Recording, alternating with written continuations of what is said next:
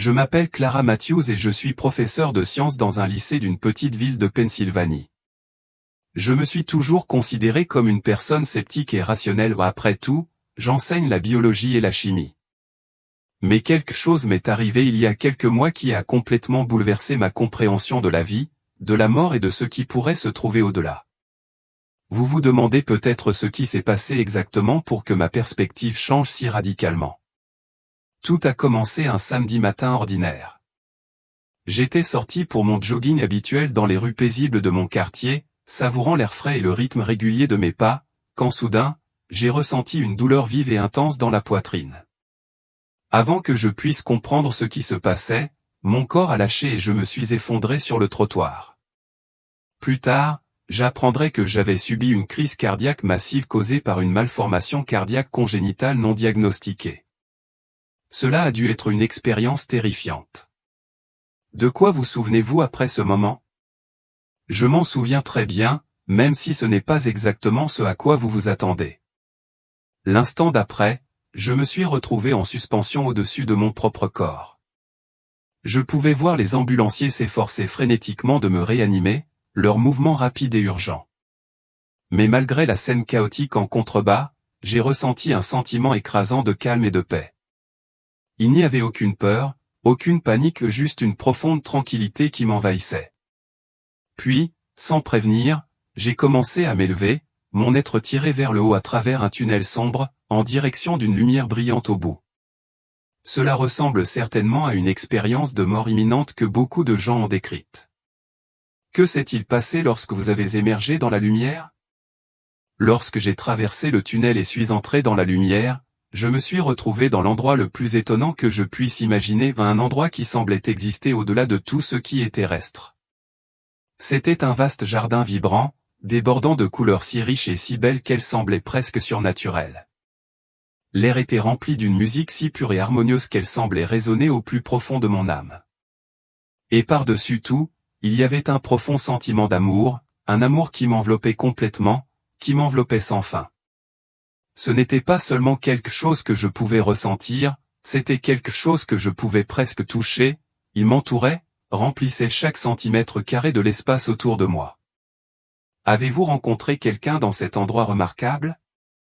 Oui, je l'ai rencontré. Alors que je me tenais là, toujours émerveillé par ce qui m'entourait, j'ai été accueilli par une personne qui avait joué un rôle important dans ma vie, ma tante Sarah. Elle était décédée quand j'avais une vingtaine d'années, et son souvenir m'avait toujours été cher.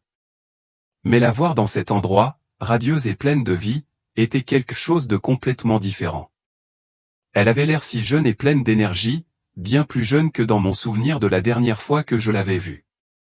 Elle s'est approchée de moi, m'a enveloppé dans une étreinte chaleureuse et m'a dit à quel point elle était fière de la femme que j'étais devenue. Puis, avec un doux sourire, elle m'a dit que ce n'était pas encore mon heure, que j'avais encore un objectif important à accomplir sur Terre. Alors, tu savais que tu allais revenir? Au début, je n'ai pas compris. Mais la voix apaisante de tante Sarah m'a dit qu'il y avait quelque chose dont je devais être témoin avant de pouvoir revenir. Elle m'a pris la main et, en un instant, nous n'étions plus dans ce jardin paradisiaque. Au lieu de cela, nous nous sommes retrouvés dans un vaste amphithéâtre à couper le souffle, un immense espace circulaire qui semblait s'étendre à l'infini. Et c'est là que je l'ai vu, Jésus. Tu as vraiment vu Jésus? Comment c'était? C'est presque impossible à exprimer avec des mots. Jésus n'était pas juste une silhouette debout devant moi, il dégageait une énergie indescriptible. L'amour et la compassion qui émanaient de lui étaient sans commune mesure avec tout ce que j'avais connu jusque-là. Sa présence m'a complètement rempli, m'enveloppant d'un sentiment de paix et d'acceptation qui m'englobait. Il n'y avait aucune peur, aucune hésitation, juste un profond sentiment de compréhension et de connexion. Il m'a souri et, à ce moment-là, j'ai su que j'étais exactement là où je devais être. D'une voix calme mais puissante, il m'a dit qu'il avait quelque chose d'important à me montrer. Qu'est-ce qu'il vous a montré? D'un simple geste de la main, une nouvelle réalité s'est dévoilée devant moi. Je pouvais voir d'innombrables âmes nous entourant. Jésus m'a expliqué que c'était le troisième ciel, un endroit où les âmes qui venaient de quitter la terre faisaient leur transition. Il m'a montré que l'espace était divisé en différentes zones, chacune ayant son propre but pour les âmes qui y résidaient.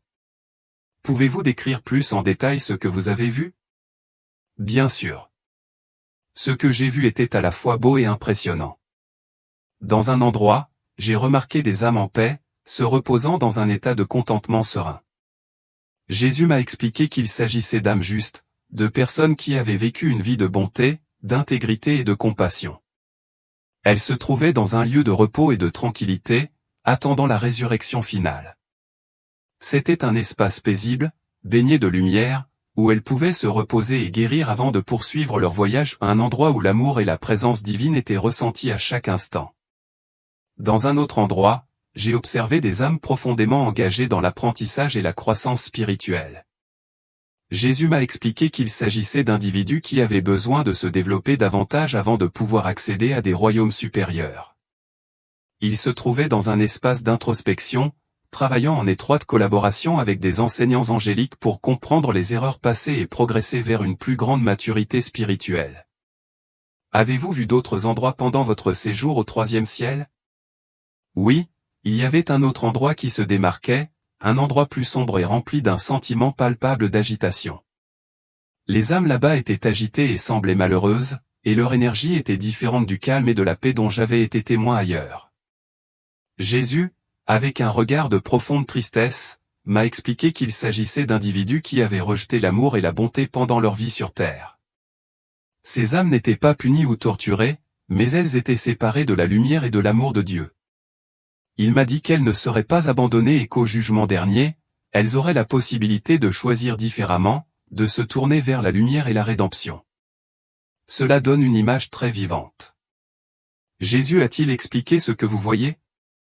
Oui, il a partagé que le 3e ciel n'était pas un lieu permanent, mais temporaire, une sorte de zone de transit entre l'existence terrestre et les royaumes éternels finaux. Chaque âme, en quittant la terre, arrive ici pour une période de réflexion, d'apprentissage et de préparation. Les âmes justes reposent dans la paix et la joie, goûtant au paradis. Ceux qui ont besoin de plus de croissance spirituelle ont des opportunités d'apprendre et d'évoluer. Même les âmes des zones les plus sombres ne sont pas abandonnées, eux aussi ont une chance de rédemption s'ils choisissent de se tourner vers la lumière divine. Avez-vous rencontré quelqu'un que vous avez reconnu, à part votre grand-mère? Oui, je l'ai vu. J'ai vu ma meilleure amie d'enfance, décédée d'un cancer pendant nos années d'université. Elle était dans la salle d'apprentissage et quand je l'ai vue, j'ai été surprise de voir à quel point elle semblait en paix. Elle m'a confié qu'elle travaillait sur certains de ses regrets passés et qu'elle apprenait à se pardonner. C'était tellement réconfortant de la voir dans un tel état de paix. J'ai également vu un cousin éloigné, quelqu'un qui avait lutté contre la dépendance au cours de sa vie. Il était dans l'une des zones les plus sombres, mais ce qui m'a frappé, c'était la présence d'anges qui l'entouraient, essayant doucement de l'atteindre. Jésus m'a dit qu'il y a toujours de l'espoir pour chaque âme, peu importe à quel point elle s'est éloignée de la lumière. C'est vraiment remarquable. Jésus a-t-il expliqué pourquoi il vous montrait tout cela? Oui, il l'a fait. Jésus m'a dit qu'il voulait que je ramène un message sur terre, un message que beaucoup de gens ont besoin d'entendre. Il a dit que trop de gens ont peur de la mort ou croient que rien n'arrive après notre mort. Il voulait que je partage avec les autres qu'il y a encore beaucoup plus à faire. La mort n'est pas la fin, mais une transition vers quelque chose de bien plus grand, un voyage continu de croissance, d'amour et de joie ultime, si nous le choisissons. Il a également souligné à quel point il est crucial de vivre notre vie terrestre avec intention. Chaque acte de bonté, chaque décision de choisir l'amour plutôt que la haine et chaque moment où nous accordons notre pardon, toutes ces actions comptent. Elles façonnent notre âme et nous préparent à l'éternité, influençant le voyage que nous entreprendrons après notre passage sur Terre. C'est un message si puissant et réconfortant. Comment votre expérience s'est-elle terminée?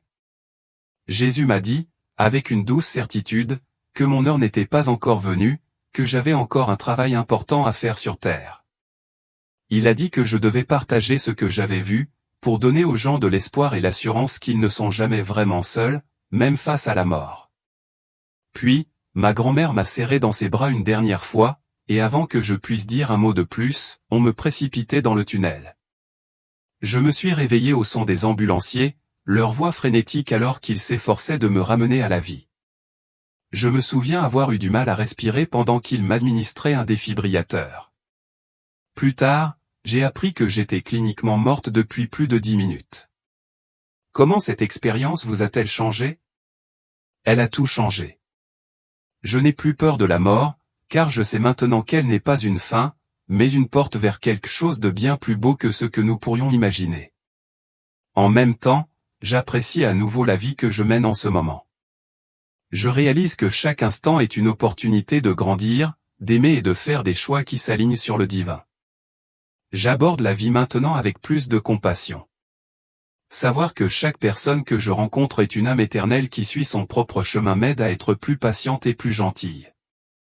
J'essaie de voir les autres comme Jésus les voit, avec un amour inconditionnel et un espoir sans limite pour leur potentiel. En parlant des messages que vous avez rapportés, pouvez-vous développer ce que Jésus a partagé avec vous sur l'importance de nos vies terrestres? Bien sûr. L'une des choses les plus profondes que Jésus m'a montrées au cours de mon expérience est la façon dont nos actions et nos choix dans cette vie façonnent profondément notre âme et déterminent notre expérience après la mort. Il ne s'agit pas de suivre un ensemble de règles ou de rituels religieux rigides. Il s'agit d'un processus continu de croissance dans l'amour, la compassion et la sagesse. Chaque fois que nous choisissons le pardon plutôt que le ressentiment, la générosité plutôt que l'égoïsme et le courage plutôt que la peur, nous alignons plus étroitement notre âme sur l'amour divin qui est la source de toute vie. Ces choix ont un impact éternel, façonnant qui nous devenons et comment nous vivons l'au-delà. Ces choix n'affectent pas seulement nos circonstances extérieures, ils façonnent fondamentalement l'essence de qui nous sommes en tant qu'êtres éternels. C'est un concept puissant qui a vraiment résonné en moi. Avez-vous vu comment cela s'est déroulé dans les royaumes de l'au-delà dont vous avez été témoin? Oui, c'était vraiment fascinant. Les âmes dans les zones paisibles et joyeuses étaient celles qui avaient cultivé l'amour, la sagesse et la gentillesse dans leur vie terrestre. Elles n'étaient en aucun cas parfaites, mais elles s'étaient constamment efforcées de grandir spirituellement, de traiter les autres avec respect et d'adopter l'amour plutôt que la peur. Elles avaient choisi des chemins d'altruisme et d'empathie, et leurs âmes reflétaient cela.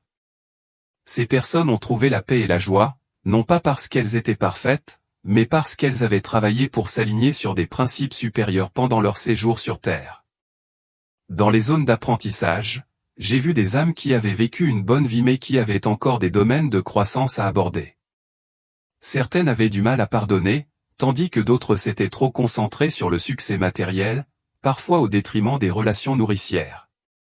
Ces âmes n'étaient pas en état de punition mais travaillaient avec enthousiasme à relever leurs défis. Leur désir d'évoluer et de grandir spirituellement était évident, et elles étudiaient sous la direction des anges pour surmonter les obstacles auxquels elles avaient été confrontées dans la vie. Les âmes des zones les plus sombres, cependant, avaient toujours choisi l'égoïsme, la cruauté ou l'apathie envers les autres. Elles avaient laissé l'amertume ou le mépris de l'amour dominer leur existence terrestre. Pourtant, même dans ce royaume plus sombre, il y avait de l'espoir. J'ai vu des anges et des âmes plus avancées tendre doucement la main à ces esprits troublés, leur offrant des conseils, de la compassion et la possibilité de s'éveiller. Ils n'étaient pas condamnés, mais se voyaient plutôt offrir l'opportunité de redécouvrir l'étincelle divine en eux. Il semble qu'il y ait de l'espoir pour tout le monde, peu importe où ils se trouvent dans leur cheminement. Absolument. C'était l'un des messages les plus puissants que Jésus m'ait partagé. Personne n'est au-delà de la rédemption. Même les âmes des zones les plus difficiles et les plus sombres portent encore en elles le potentiel de transformation. L'étincelle divine demeure, et elles ont toujours le choix de se tourner vers la lumière.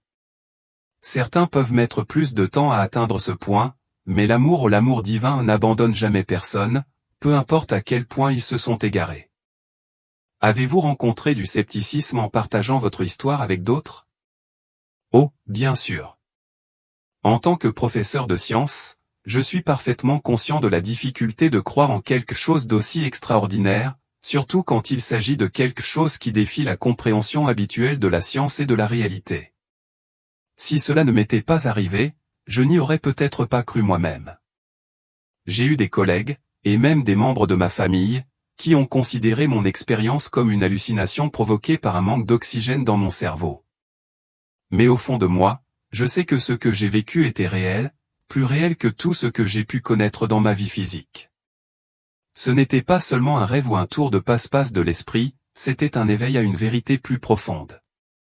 Les messages d'amour, d'espoir et la nature éternelle de nos âmes sont bien trop importants pour que je les garde sous silence, même si certaines personnes en doutent ou ont du mal à y croire.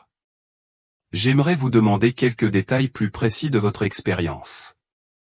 Jésus vous a-t-il montré quelque chose sur les différents niveaux du ciel? Oui, en fait. Jésus a expliqué qu'il existe plusieurs niveaux ou dimensions du ciel, chacun distinct des autres. Il m'a spécifiquement mentionné que ce que j'avais vu était le troisième ciel, une sorte de royaume intermédiaire pour les âmes après qu'elles aient quitté la terre. Il existe cependant des royaumes supérieurs au-delà de celui-ci, chacun plus glorieux que le précédent. Cela m'a rappelé quelque chose que j'ai découvert plus tard en faisant des recherches sur mon expérience, le livre d'Hénoch, qui n'est pas inclus dans la Bible standard mais qui est considéré comme important dans certaines traditions. Dans ce livre, Hénoch décrit comment il a été emmené à travers 10 cieux différents. Jésus a confirmé qu'il existe en effet de multiples royaumes célestes, chacun ayant un but différent dans l'évolution spirituelle des âmes. C'est incroyablement fascinant. Avez-vous vu quelque chose qui correspondait aux idées de paradis ou d'Éden? Oui, je l'ai vu.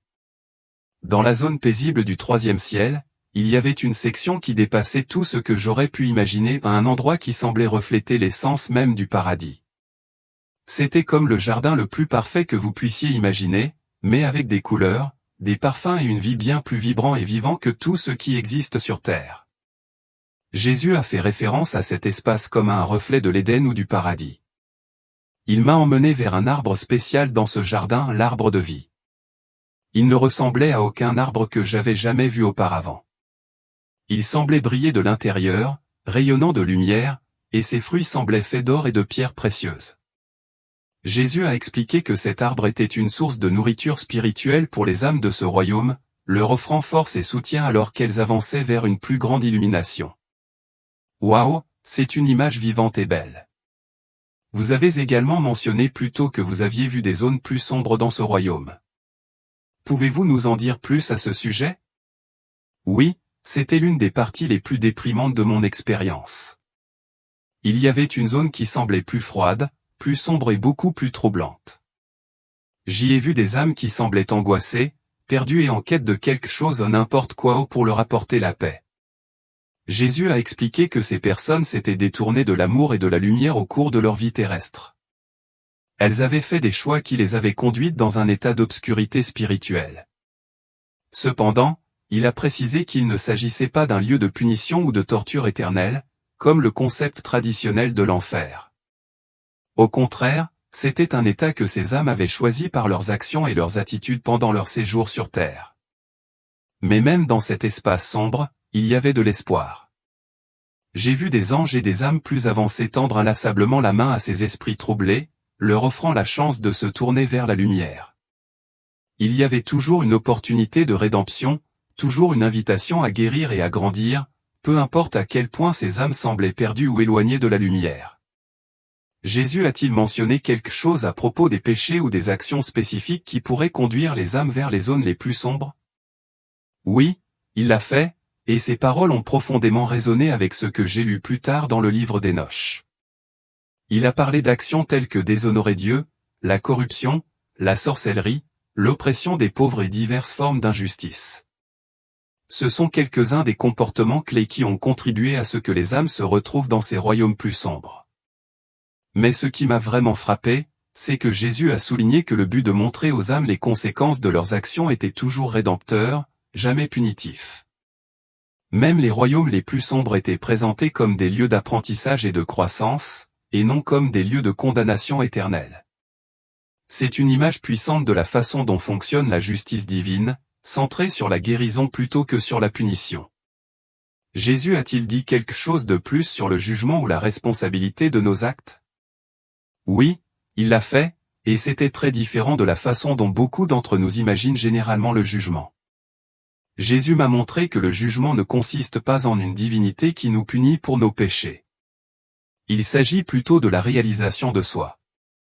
Lorsque nous passons de l'autre côté, nous faisons l'expérience d'une révision de notre vie où nous sont montrées les conséquences de chaque choix que nous avons fait, non seulement sur nous-mêmes, mais sur tous ceux qui nous entourent. C'est comme si le temps lui-même s'arrêtait pour un moment de clarté parfaite, nous permettant de voir et de ressentir le véritable impact de nos actions, bonnes et mauvaises. Pour les âmes qui ont vécu avec amour et bonté, cette expérience est belle et valorisante. Elles sont capables d'être témoins des répercussions profondes de leurs bonnes actions et des effets positifs de leur compassion. Cependant, pour ceux qui ont causé du tort ou de la douleur à autrui, la révision de leur vie peut être difficile à affronter. Mais même dans ces moments où l'on fait face à des vérités inconfortables, le but est toujours la croissance, l'apprentissage et la guérison. Il ne s'agit jamais de punir pour le plaisir de punir. C'est une perspective intrigante. Avez-vous été témoin de quelque chose en rapport avec le concept de corruptibilité et d'incorruptibilité, mentionné dans le livre d'Hénoch? Oui, je l'ai fait. Jésus a expliqué que le troisième ciel existe dans un état entre la corruptibilité et l'incorruptibilité. C'est un royaume de transition où les âmes se débarrassent des aspects corruptibles de leur nature terrestre et évoluent vers un état spirituel plus pur et incorruptible. Ce processus se produit progressivement, au fil du temps, à mesure que les âmes continuent de grandir en sagesse et en amour. C'est un espace qui permet la transformation, où les aspects négatifs de l'âme sont progressivement purifiés. Le livre d'Hénoch original contient des caractéristiques spécifiques de ce royaume, et une grande partie de ce que j'ai vu correspondait à ces descriptions. Avez-vous vu l'une de ces caractéristiques spécifiques? Absolument. L'une des choses qui m'a le plus marqué, ce sont les arbres aux fleurs douces, décrits par Hénoch, avec leur incroyable parfum emplissant l'air. Il y avait quelque chose de si apaisant dans ce parfum, c'était comme si les arbres eux-mêmes étaient vivants d'énergie divine. J'ai également été témoin de deux sources qui coulaient que Jésus a soulignées, l'une de miel et de lait, l'autre d'huile et de vin. Il ne s'agissait pas de substances terrestres littérales, mais plutôt de symboles de nourriture spirituelle et de guérison pour les âmes de ce royaume. L'image la plus frappante était peut-être celle du fleuve de feu dont parle Hénoch. Jésus expliqua que ce fleuve de feu n'avait pas pour but de punir mais de purifier. Les âmes s'immergent volontairement dans ce feu, non pas pour être brûlées au sens traditionnel du terme, mais pour purifier les énergies négatives, se purifier de leurs erreurs passées et se préparer à des royaumes spirituels supérieurs. Y a-t-il d'autres détails spécifiques du récit d'Hénoch dont vous avez été témoin? Oui, il y en a eu plusieurs. L'un des endroits les plus remarquables que j'ai vu était celui où Hénoch décrit « Le Seigneur se repose lorsqu'il monte au paradis ». C'était un endroit d'une beauté indescriptible, rempli d'un sentiment palpable de présence divine. L'arbre de vie était là, exactement comme Hénoch l'avait décrit, d'une bonté et d'un parfum ineffables. Il était radieux, vivant et totalement pur. J'ai aussi été témoin de l'obscurité cruelle et de l'obscurité sans lumière, dont parle Hénoch, qui correspondent aux zones où se trouvent les âmes injustes. Ces endroits étaient sombres et froids, et les âmes qui s'y trouvaient semblaient déconnectées de la lumière et de l'amour qui imprégnaient le reste des royaumes. Mais, comme je l'ai déjà dit, Jésus a souligné que ces zones ne sont pas des états permanents. Ce sont des lieux de croissance et d'apprentissage, des conditions temporaires où les âmes ont la possibilité de se retourner. Vous avez mentionné plus tôt que Jésus vous avait parlé d'un jugement final. Pouvez-vous nous en dire plus à ce sujet? Oui, Jésus a expliqué que le troisième ciel, dont j'avais été témoin, était un état intermédiaire. Finalement, toutes les âmes subiront un temps de résurrection et de jugement final. Cependant, ce n'est pas comme les scènes dramatiques de salles d'audience que nous imaginons souvent, avec un juge sévère condamnant les âmes au paradis ou à l'enfer. Au lieu de cela, c'est un moment de clarté totale, où chaque âme comprend pleinement les conséquences de tous ses choix et actions. Dans ce moment de vérité, chaque âme sera confrontée à la pleine réalité de l'amour et de la compassion divine. À ce moment-là, chaque âme fera un choix, accepter cet amour, avancer vers de plus grands royaumes de joie, de paix et de croissance spirituelle, ou le rejeter et rester séparé. Mais même dans ce cas, Jésus a clairement indiqué que c'est nous qui faisons le choix ultime. Il ne s'agit pas que Dieu jette quelqu'un en enfer, mais que nous choisissions de nous tourner vers ou de nous éloigner de l'amour divin. Le choix réside toujours dans l'âme. C'est une vision assez différente du jugement, surtout si on la compare aux représentations traditionnelles du paradis ou de l'enfer. C'est le cas. Jésus a été très clair, Dieu n'envoie personne en enfer. En tant qu'individu, nous sommes libres de choisir de nous séparer de l'amour et de la lumière, mais Dieu ne nous y oblige jamais. Et même si nous choisissons de rester éloignés de l'amour, l'opportunité de la rédemption reste toujours ouverte. Le chemin du retour peut être plus long et plus difficile à mesure que nous nous éloignons, mais l'invitation n'est jamais annulée. L'essentiel est que nous sommes toujours libres de choisir. L'amour de Dieu est éternel et toujours présent, nous invitant constamment à la joie, à la croissance et à la guérison, mais ne nous obligeant jamais à l'accepter. Vous avez mentionné à plusieurs reprises qu'il existe des royaumes au-delà du troisième ciel, que vous avez vu. Jésus vous a-t-il donné un aperçu de ce à quoi il ressemble? Il ne m'a pas montré directement ces royaumes supérieurs, car il a dit qu'il serait trop difficile pour moi de les comprendre dans mon état actuel. Cependant, il a offert quelques aperçus. Au-delà des royaumes intermédiaires comme le troisième ciel, il a décrit des dimensions d'une beauté, d'un amour et d'un potentiel créatif indescriptibles. Dans ces royaumes, les âmes qui se sont pleinement alignées sur l'amour divin continuent de grandir, d'évoluer et d'assumer de plus grandes responsabilités au sein de l'ordre cosmique. Certaines âmes deviennent ce que nous pourrions appeler des anges ou des êtres de lumière et de sagesse qui guident et protègent les autres, aidant ceux qui sont encore dans leur cheminement spirituel. D'autres participent à la création de nouveaux mondes, de nouvelles formes de vie et à l'évolution continue de l'univers lui-même. Jésus m'a dit que le but ultime de toutes les âmes est de réaliser pleinement leur nature divine, d'assumer leur rôle dans l'expansion de l'amour et de contribuer à la création toujours croissante de la beauté et de la sagesse à travers le cosmos. C'était une vision à couper le souffle, qui m'a rempli d'espoir et d'émerveillement.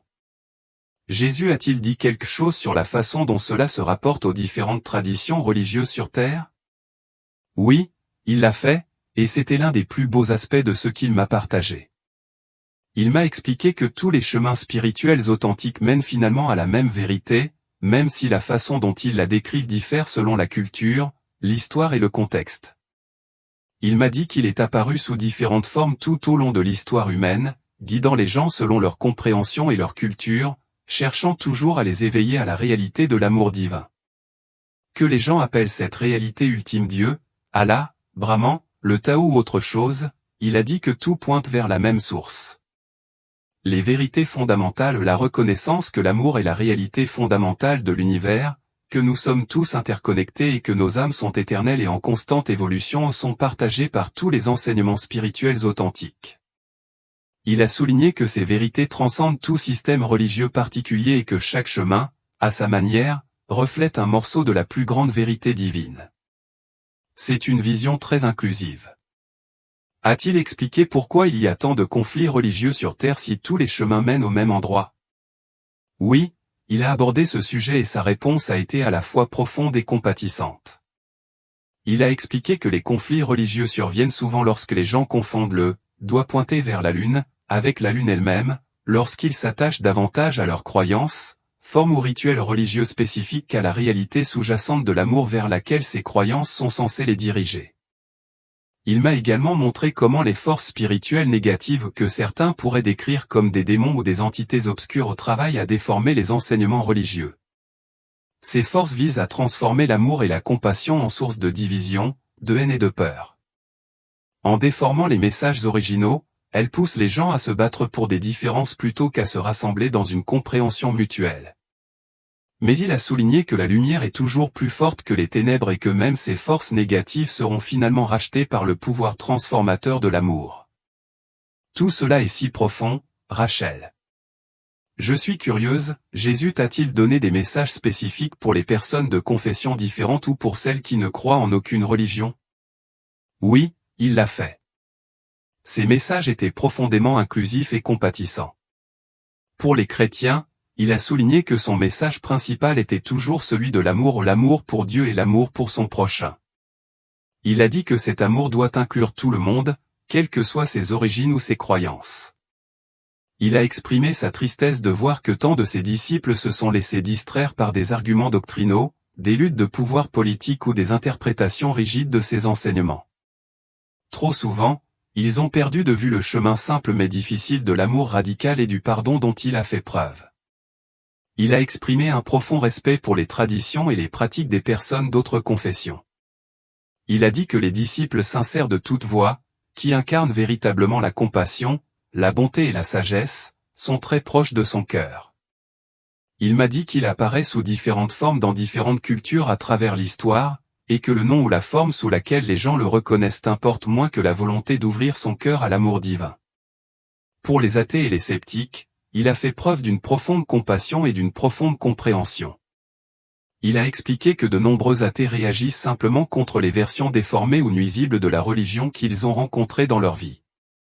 Il honore leur engagement envers la vérité et a déclaré qu'un athée honnête qui traite les autres avec bonté est plus proche de Dieu qu'une personne religieuse qui utilise sa foi pour justifier la haine ou la violence.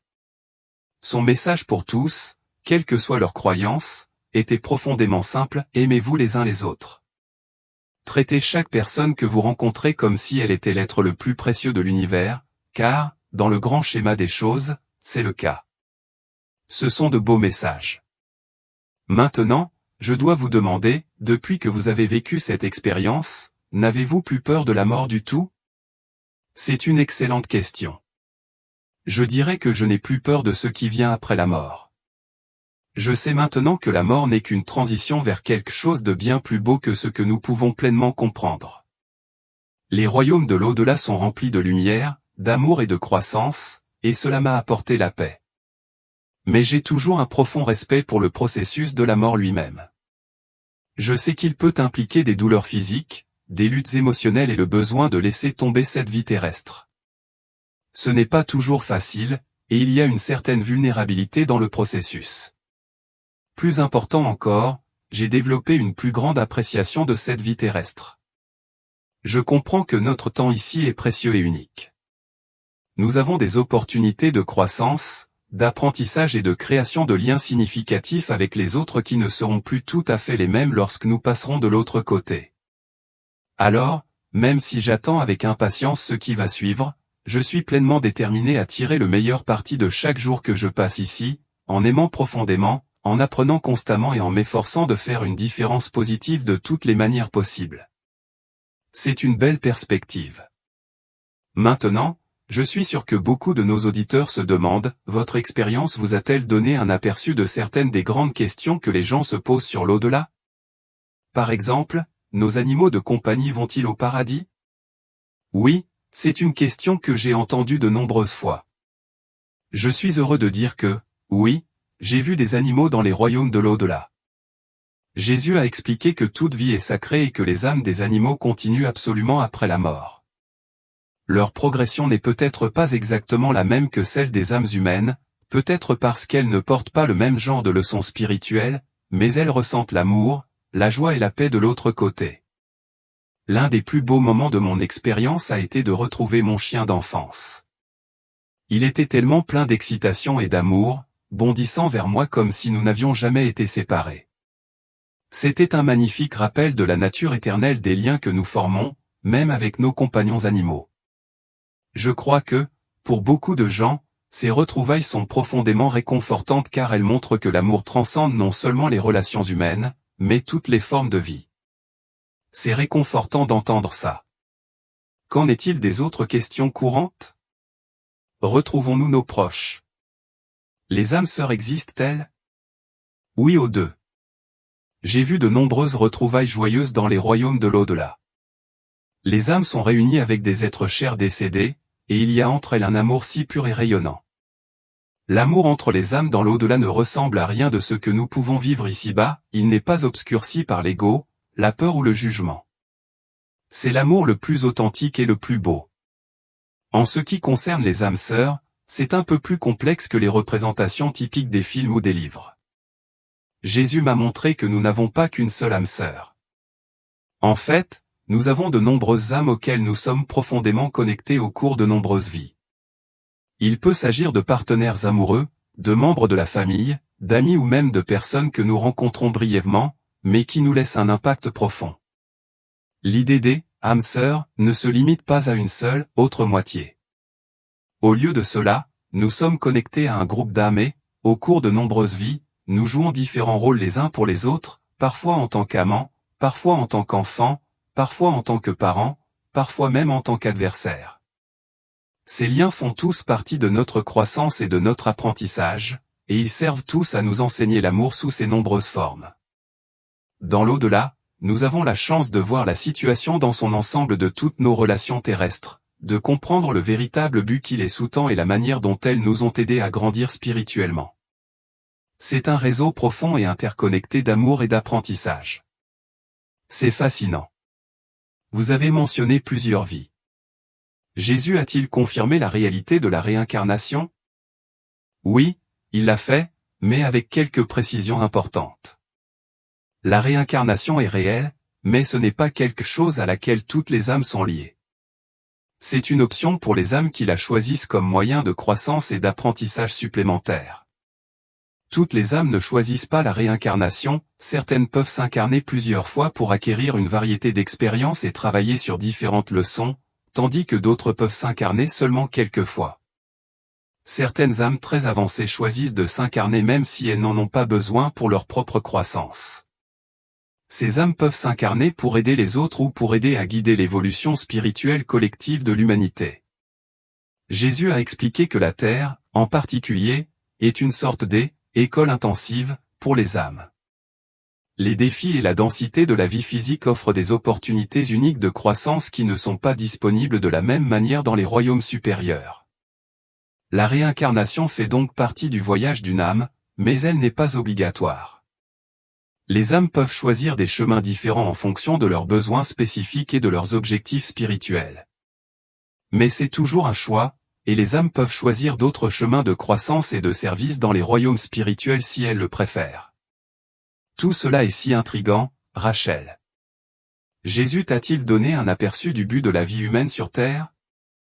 Oui, il l'a fait. Il a expliqué que la Terre est comme un creuset pour les âmes, un endroit où des expériences intenses affinent et forgent notre croissance spirituelle. Le but premier de notre séjour ici est d'apprendre à aimer plus profondément et plus sagement, à surmonter l'illusion de la séparation et à réaliser notre véritable nature divine.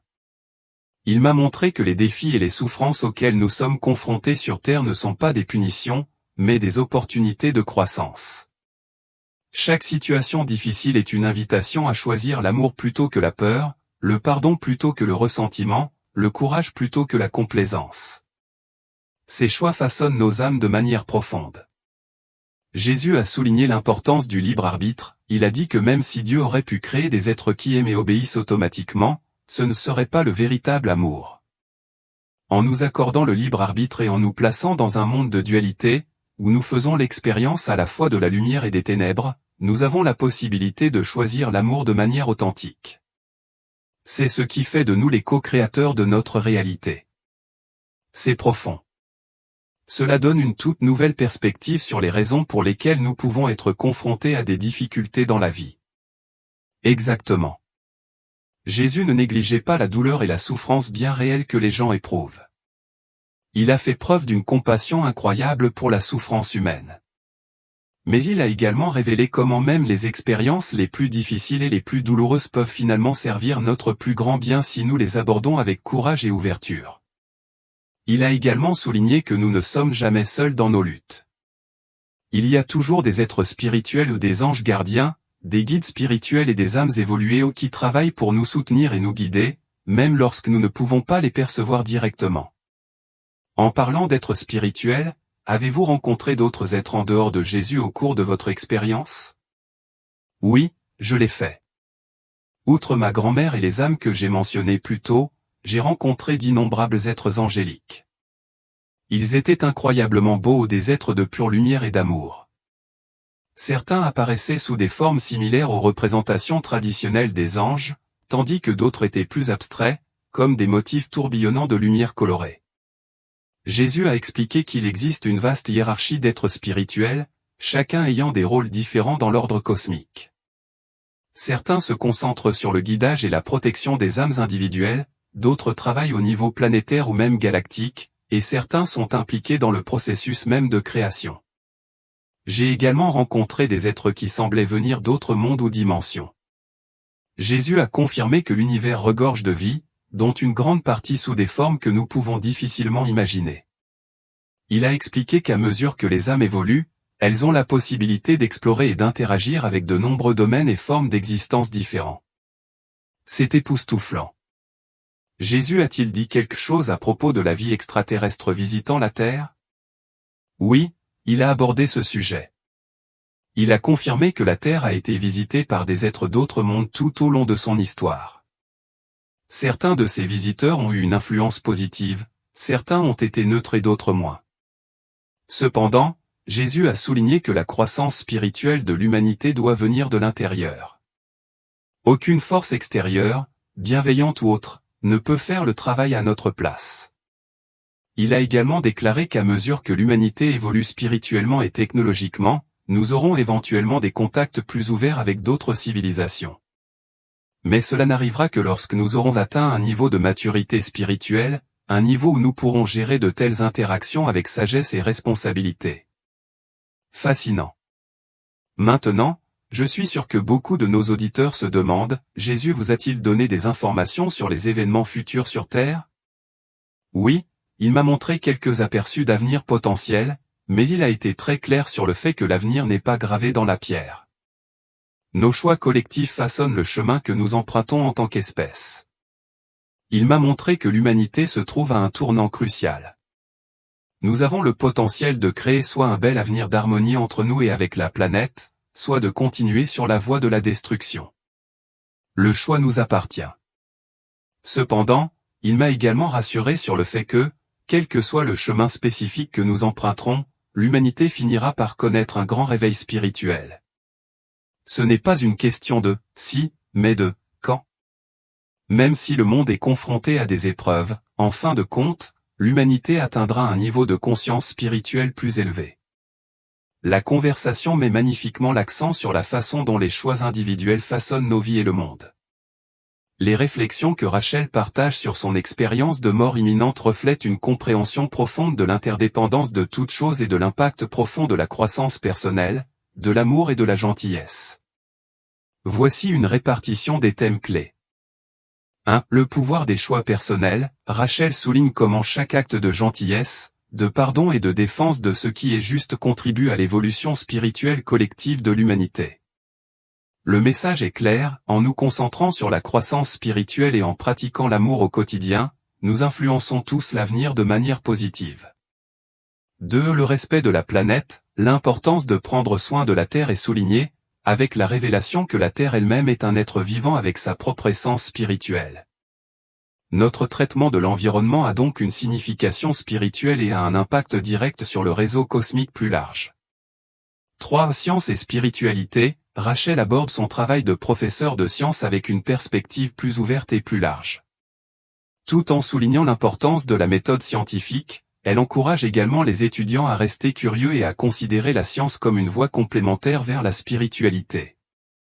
Cela reflète l'idée que les deux domaines offrent des perspectives uniques sur les mystères de l'existence. 4. Scepticisme et expérience de mort imminente. Rachel reconnaît le scepticisme entourant les émis, offrant une perspective équilibrée. Tout en encourageant la recherche ouverte d'esprit, elle souligne les changements positifs durables chez ceux qui vivent des émis, suggérant que les effets transformateurs ne peuvent pas simplement être expliqués par la chimie du cerveau. Le message plus profond ici est que ces expériences favorisent souvent un plus grand amour, un matérialisme réduit et une peur diminuée de la mort. 5. Le message d'amour et d'espoir. Le point le plus important à retenir de l'expérience de Rachel est que chaque individu est aimé au-delà de toute mesure. La vie est une opportunité de grandir grâce à l'amour, au pardon et au service. La mort n'est pas la fin mais une transition, et bien que ce ne soit pas quelque chose à craindre, nous devons tirer le meilleur parti de notre temps sur Terre. La clé est de faire confiance au processus, en sachant que même dans les moments difficiles, nous ne sommes jamais vraiment seuls. Le message est en fin de compte un message d'espoir, de connexion et de pouvoir de l'amour. L'expérience de Rachel nous rappelle de vivre pleinement et consciemment, d'accepter notre rôle dans la danse cosmique de la vie et de nous rappeler que chacun d'entre nous, peu importe où nous en sommes dans notre parcours, est capable de faire une profonde différence dans le monde qui nous entoure.